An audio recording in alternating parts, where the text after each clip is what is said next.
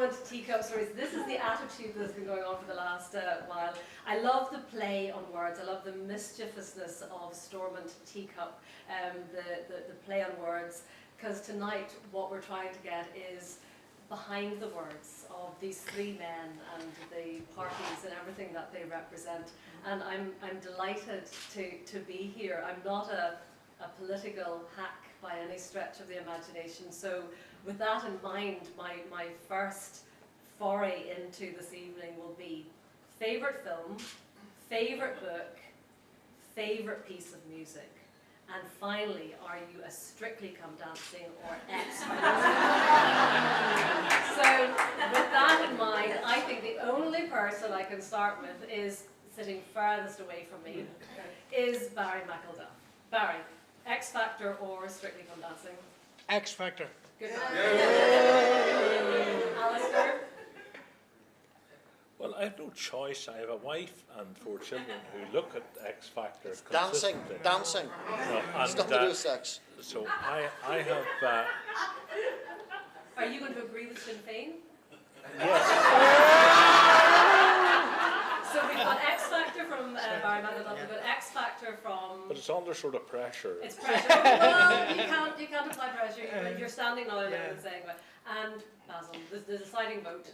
Well, no, I want to tell you that I've done a bit of dancing up at Stormont. That when I was trying to get elected, I thought this would be a good wheeze, you know, because it's got chandeliers and everything. And I invited any of the ladies' dance groups that wanted up to Stormont to have a dance and a big ball, in fact. And they all turned up, and I don't know if you've seen it, but it's sort of Strictly coming out. They were all doing sequence dancing. Yeah. Right, and they were sequence dancing. Yeah, or sequence dancing. No, well, sequence. They all seem to go in a sequence. They seem to know like steps and things like that. And they did this for the whole evening. And then there was one song that came along that was a bit jazzy, and I thought to myself, I could dance to that.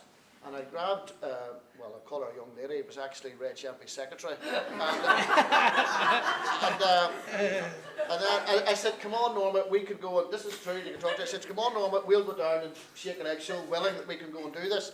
And by the time I got her down, you know, the great stairs at Stormont down there, the man had got to the end of the song. And I thought, he's going to play one of those sequence dancing ones, and I don't know. And I leant over the banister, you know, this is in the Great Hall, and I said to him, play that song again. Councillor Basil McCrea MLA will dance the next dance. And the entire thing emptied. And this poor girl, who's never spoken to me since, had to do our version of a jive, which wasn't very good. So because of all of that, I think I was Strictly Come Dancing.